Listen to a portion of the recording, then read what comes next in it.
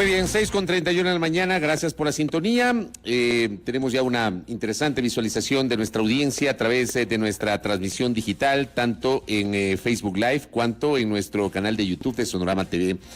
Muchas gracias, igualmente invitados todos a que nos sintonicen en nuestra señal de radio a través de las frecuencias de la gran señal nacional en todo el territorio continental ecuatoriano. A ver, quiero empezar expresando el testimonio de solidaridad, las condolencias a la familia del periodista comunitario Juan Gonzalo Rojas Ayauca, fallecido en las últimas horas durante la cobertura de las movilizaciones organizadas por los grupos indígenas, sociales, sindicales. Para conocimiento del público, la muerte de Juan Gonzalo Rojas se dio no en el contexto de algún tipo de enfrentamiento.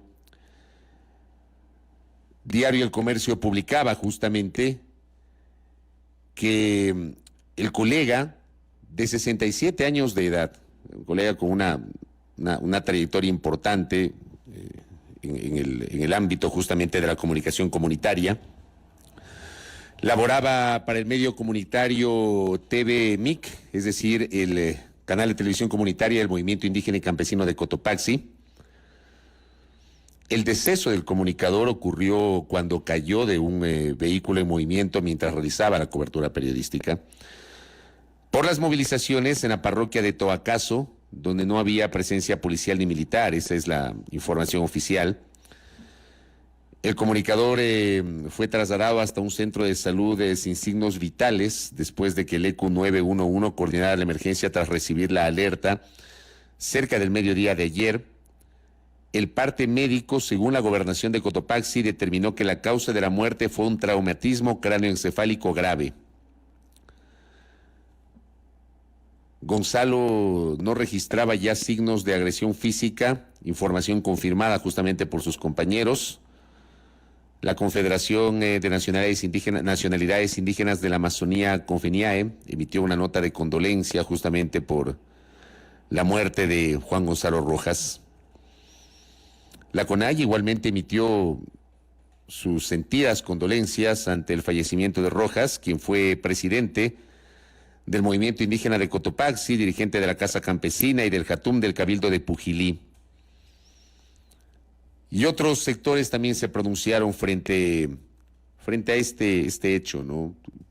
A la distancia.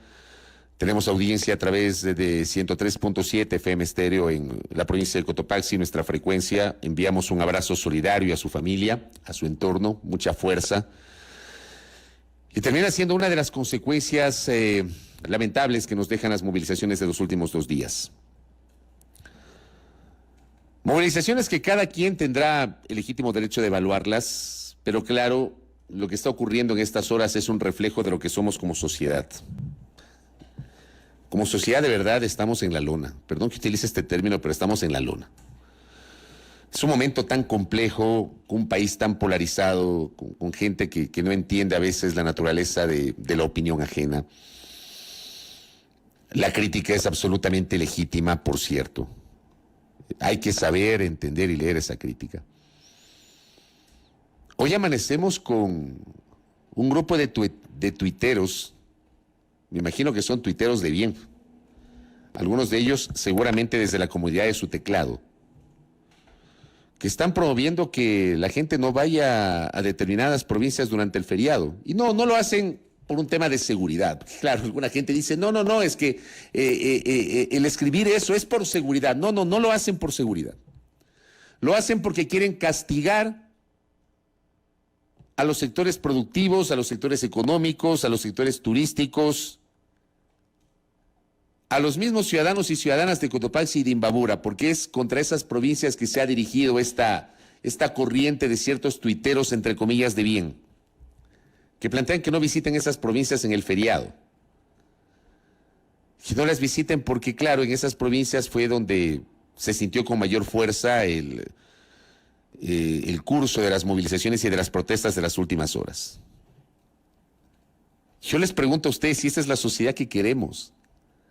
Por eso yo digo que como sociedad a ratos con este tipo de actitudes demostramos que estamos en la lona, que no entendemos la naturaleza de determinadas situaciones, que no comprendemos que debemos confrontar ideas, buscar consensos, conciliar, protestar sin duda legítimamente, porque la protesta es legítima, no la anarquía, no la rebelión, no la violencia, pero sí la protesta es absolutamente legítima. Porque hay que ponerse en los zapatos del otro, pues. Hay gente que tal vez desde su zona de confort critica sin entender la naturaleza de aquellos que probablemente deciden sumarse a una protesta porque no aguantan más, que no lo hacen por cuestiones políticas, no lo hacen por simplemente visibilizarse, no lo hacen porque tal vez están pensando en una candidatura futura o porque quieren su cuarto de hora de fama, no, lo hacen porque sienten que deben protestar, porque sus condiciones económicas son complejas, porque no tienen trabajo, porque no les alcanza el dinero, porque no hay actividad económica, porque no logran vender, porque no logran producir, porque tienen dificultades para producir.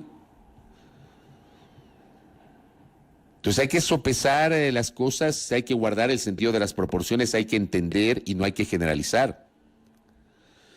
Yo ayer decía en el programa de la tarde, creo que cada uno tiene su propia razón y su propia verdad. Cada uno. Hay quienes protestan por el precio de los combustibles, porque se encarecen probablemente los fletes. Hay quienes protestan por el encarecimiento del costo de la vida. Hay quienes protestan porque no hay trabajo. Hay quienes protestan porque sienten que no hay reactivación económica. Hay quienes también se suman porque quieren pescar a río revuelto. Porque así es, así termina pasando. Cada quien tiene su propia valoración de los hechos. Pero en este país nos hemos acostumbrado a fustigar a quienes piensan diferente a lo que nosotros pensamos. Yo repudio, y lo digo en estos términos, repudio aquellos que hoy están utilizando esta suerte de selva digital que es el Twitter o las redes sociales para decir no visiten Cotopaxi y Imbabura en el feriado, porque quieren castigar la economía de esas dos provincias. Esa no es la forma de solucionar las diferencias en el Ecuador. A ratos no se entiende determinadas cosas. Como tampoco es la manera, algo que se viralizó el día de ayer, y es que manifestantes, me parece que bloquearon el paso de algún vehículo que transportaba leche sacada del campo. Esto fue denunciado por Rodrigo Gómez de la Torre, me parece que está vinculado al sector ganadero. Me parece que Rodrigo sigue siendo el presidente de la Cámara de Agricultura de la primera zona. Él había posteado justamente en su cuenta Twitter que hacen parar un vehículo, un grupo de manifestantes, e hicieron que derramen la leche, que boten la leche, para impedirles que llegue a su destino con la leche que había sido sacada justamente del campo. Eso también está mal. Por supuesto, porque esa no es forma de protestar. Pero claro, hay gente que critica lo uno, pero aplaude lo otro. Hay gente que aplaude lo uno, pero critica lo otro, porque así somos como sociedad. Siempre digo, los excesos son negativos. Tan malo es que un grupo de tuiteros de bien, porque sí les voy a llamar, no les voy a decir ecuatorianos de bien, tuiteros de bien entre comillas, quieran plantear que hay que hacerle daño y castigar a dos provincias por el delito de haberse sumado a una movilización social. Tan malo es eso, cuanto es malo que manifestantes obliguen a que boten la leche como señal de protesta, porque esa leche ya se perdió y seguramente aquellos pequeños ganaderos que tienen sus vaquitas y que sacaron la leche van a perder. Tan malo lo uno como lo otro. Siempre trato de hacer un llamado a la reflexión. Y no en el plano de la neutralidad ni de la imparcialidad, que no la tengo, porque yo no soy ni imparcial, ni neutral, ni objetivo. Ya les he dicho un montón de veces aquello. Pero sí uno trata de manejar con algo de mesura la opinión, el comentario, el análisis, que puede gustar o no, pero es parte justamente de la dinámica de lo que hacemos desde nuestro punto de vista, desde nuestra comunicación, desde nuestro rol de comunicadores. Y creo que es el momento del balance y del análisis. ¿Sirvió de algo esta doble jornada de movilizaciones? Le vamos a preguntar ya mismo a Carlos Sucuchasñay, que estará enlazado con nosotros vía telemática, el presidente del Ecuarunari. Vamos a saber si van a suspender, no van a suspender la medida, si van a dar una tregua al país. Yo creo que el país necesita una tregua. Se viene el feriado es una apuesta importantísima para el sector turístico, para el sector productivo, que tanta falta le hace. Es una apuesta importantísima para este sector. Pero por otra parte digo, viene esta especie de tregua si es que finalmente se confirma aquello, porque he estado buscando información oficial, no encuentro el pronunciamiento oficial de la CONAIE, o sea, el último post de la CONAIE. Denise, si usted encuentra algo me avisa, por favor. Pero el último pronunciamiento de la CONAIE se generó hace 8 horas, donde justamente hubo una reunión vía Zoom, donde estaban analizando la doble jornada y decían que en las próximas horas se darán a conocer las decisiones oficiales que adopten las bases, pero no ha habido un nuevo comunicado. Hay algunos mensajes que aparecen en las redes sociales en el sentido de que la CONAIE va a suspender, no a terminar, sino a suspender las movilizaciones hasta después del feriado. Ayer el Frente Unitario de Trabajadores hizo este anuncio. Pero digo, en el medio, el presidente de la República decide salir del país. Y en la política hay algo que es absolutamente lógico, que es la sensibilidad, pero también la oportunidad. El arte de gobernar implica además hacer lecturas políticas del momento que vive la República. Y me da la impresión que el presidente de la República probablemente no ha leído correctamente este momento político, social y económico, porque de lo contrario, creo yo, hubiese suspendido su viaje o por lo menos hubiese postergado para irse mañana o el fin de semana, no lo sé, o no irse finalmente, porque creo que hay mayores urgencias en el Ecuador que cualquier situación en el exterior, por muy importante que ésta sea. El presidente Lasso va a participar de unas reuniones en el marco de una conferencia de cambio climático en Glasgow, Escocia. Entiendo que tendrá otras actividades en el Reino Unido, estará en Irlanda del Norte y estará en Madrid, España, donde tiene una agenda privada y también tiene una agenda oficial. Yo pregunto si eso no podía postergarse. Yo pregunto si no era pertinente que el presidente se quede en el Ecuador. Yo pregunto que si en lugar de invitar a Leonidas Issa a reunirse el miércoles 10 de noviembre a las 5 de la tarde en Carondelet, ¿por qué no invitarlo hoy mismo? A Leonidas Issa, a Ángel Sánchez del FUT y a otros dirigentes sindicales y sociales para sentarse en la mesa y, por Dios, las partes bajar las tensiones, a ver, ¿qué pasa? Conversemos. ¿Quieren que baje el precio de los combustibles? No, no se puede. Ok, ¿por qué no se puede?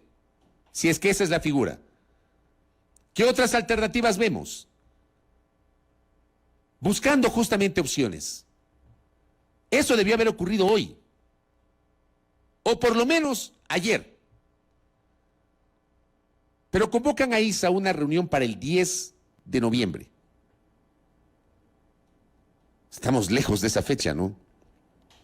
Casi 2 semanas. Casi 2 semanas. Esto precisaba urgencia. Y el presidente decide salir del país nuevamente.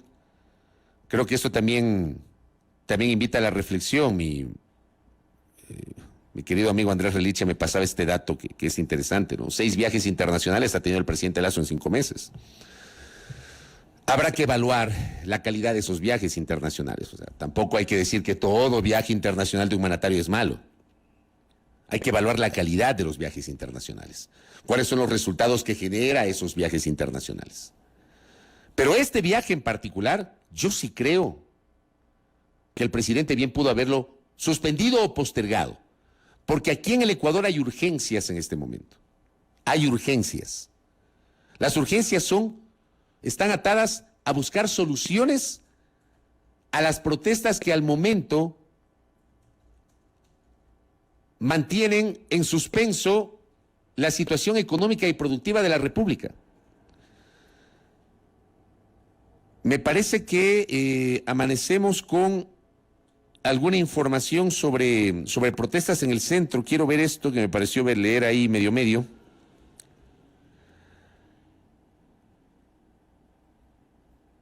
A ver, aquí por ejemplo, hace casi una hora, la cuenta Twitter de la Agencia Metropolitana de Tránsito informaba del cierre de vía por manifestaciones en el centro de Quito, les alerto, en la Benalcázar y Mejía, en la Guayaquil y Olmedo.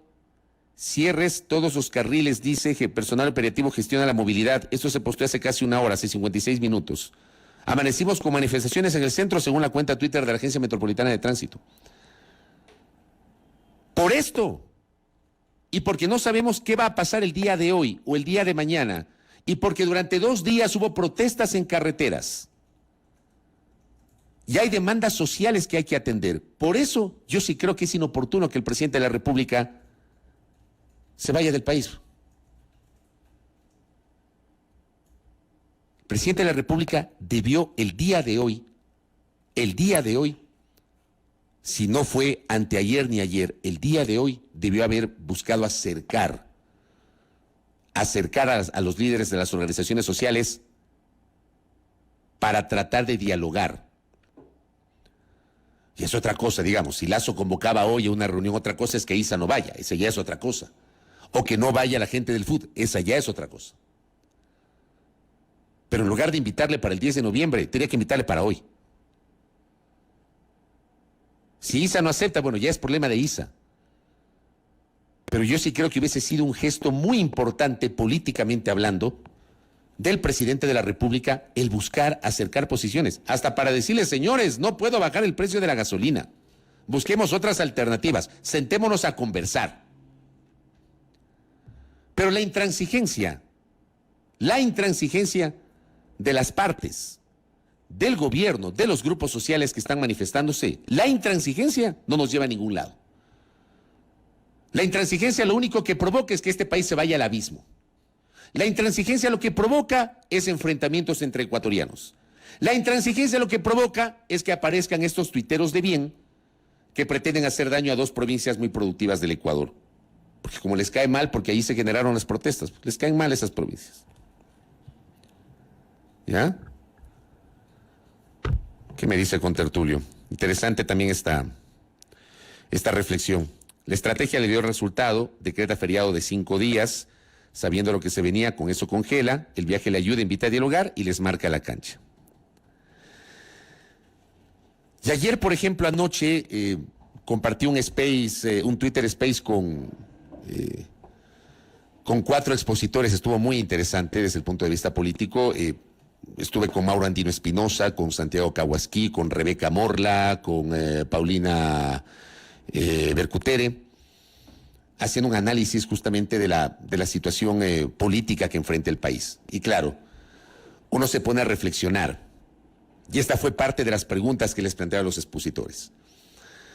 El presidente de la República le invita a Issa a dialogar el 10 de noviembre a las 5 de la tarde en Carondelet, luego de que hace 2 miércoles le dijo que era parte del triunvirato de la conspiración. O sea, hace 2 miércoles el presidente de la República lo acusó a Leonidas Issa de conspirador.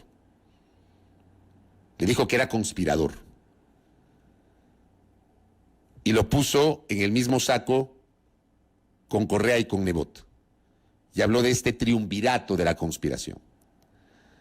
Entonces, claro, esa declaración también como que se ha enfriado, como que sirvió en ese momento para apaciguar las aguas y para redirigir la conversación, bajando seguramente la atención del tema de Pandora Papers. Entonces dejamos de lado Pandora Papers y nos pusimos a hablar sobre el triunvirato de la conspiración. A la vuelta de la esquina vienen las protestas, el presidente dice que Issa es un conspirador, pero le invita a dialogar. Y claro, ahí viene la pregunta, ¿dialogas con un conspirador? ¿El presidente Lasso está dispuesto a sentarse a conversar con quien cree que está conspirando contra su gobierno? esa declaración y la posterior invitación ayudan a bajar las tensiones o de alguna manera abona a esta crisis de credibilidad en la que el gobierno podría entrar justamente por la devaluación de la palabra presidencial. Ahora, yo sí creo que Isa, mi opinión, cada quien tendrá la suya, la mía, la de este periodista. Yo creo que Isa tiene que aceptar la invitación e ir a Carondelet y decirle lo que piensa a Lazo. Creo que es la única manera. No hay otra. No hay otra. Si Isa se niega, o si la CONAIE se niega a aceptar el diálogo con el presidente de la República, creo que cometería un error. Creo yo. Habrá gente que diga, no, Isa no debe dialogar porque le llamó conspirador. Seguramente. Yo doy mi opinión. Yo creo que Isa tiene que ir el 10 de noviembre a las 5 de la tarde a Carondelet sin más dilación. Sin más dilación. Que Leonidas Issa vaya a Carondelet aceptando la invitación que le ha hecho el presidente de la República y allí, en Carondelet, le diga al presidente lo que él cree, en lo que él cree y le plantee las alternativas. Y que igualmente el presidente le diga en la cara a Issa lo que piensa. A propósito de este discurso de la conspiración. Creo que por ahí va la cosa, porque de lo contrario, vean, vamos a seguir hablando de lo mismo, vamos a seguir con la tensión, vamos a seguir con estas preocupaciones en el medio de los ciudadanos. Hay gente que no puede parar, que necesita trabajar. Entonces la única manera es esa. En todo caso es lo que tenemos y así amanecemos, ¿no? Así amanecemos. Como me dice acá un mensaje, la tregua debería ser de lado y lado. Yo suscribo. Han pateado las prioridades. Han pateado las prioridades nacionales. Yo ayer le preguntaba a Paulina Bercutere en el Twitter Space que tuvimos. O sea, le pedía una reflexión a partir de un planteamiento. Planteamiento que yo lo leí durante el día en las redes sociales y que me quedó rondando en la cabeza. Daría la impresión que en los últimos tiempos la lucha de la CONAIE, la lucha del movimiento indígena se ha circunscrito al precio de los combustibles. Y daría la impresión que la CONAIE no está buscando otras cosas, que la CONAIE no está ampliando su agenda, que la CONAIE no está probablemente posicionando otro tipo de mensajes sobre temas que están allí, que nos afectan a todos los ecuatorianos, que tienen que ver con la pobreza, el desempleo, la exclusión social, la falta de oportunidades, que lo hemos señalado en varias ocasiones. Daría la impresión que solamente se habla del precio de la gasolina. Que siendo importante, porque claro, del precio de la gasolina puede haber un efecto inflacionario, ¿ya? Aunque alguna gente que defiende, no, hay que eliminar el subsidio.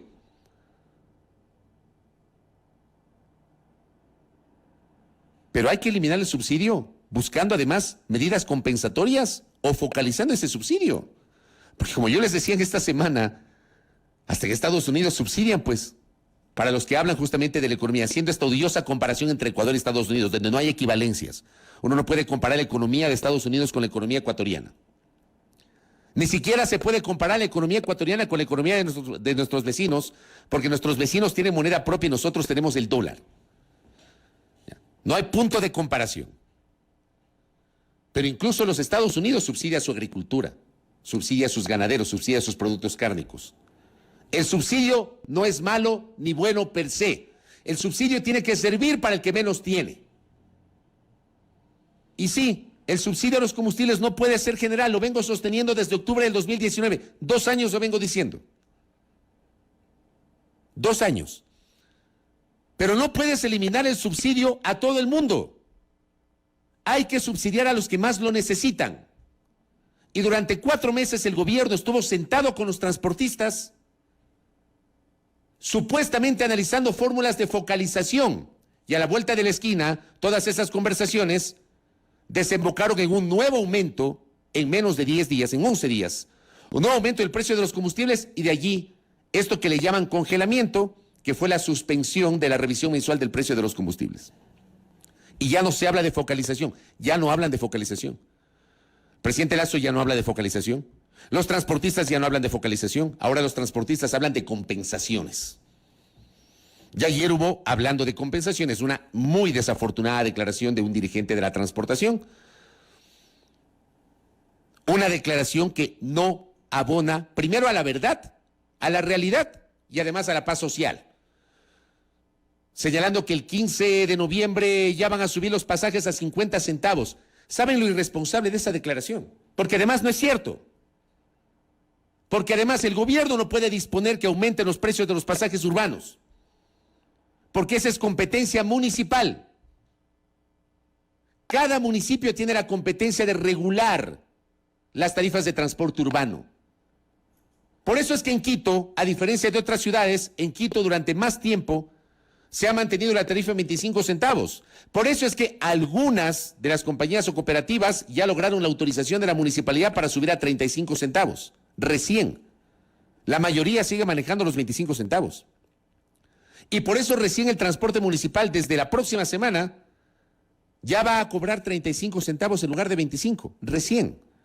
Pero en Guayaquil, en Cuenca, en Loja, en Portoviejo, en Ibarra, en Ambato, hace rato se cobra 30 o 35 centavos, porque cada municipio lo fija, pero ayer se posicionó una mentira con base en una declaración que no correspondía a la realidad. Lo que puede hacer el gobierno, a través de la Agencia Nacional de Tránsito, de su directorio, es establecer las tarifas del transporte interprovincial e intraprovincial. Eso sí lo puede hacer. Y de hecho, hace pocos meses, ustedes recordarán, subieron los pasajes del transporte interprovincial e intraprovincial. Eso sí se puede hacer. Pero esto va de la mano con el comportamiento del precio de las gasolinas.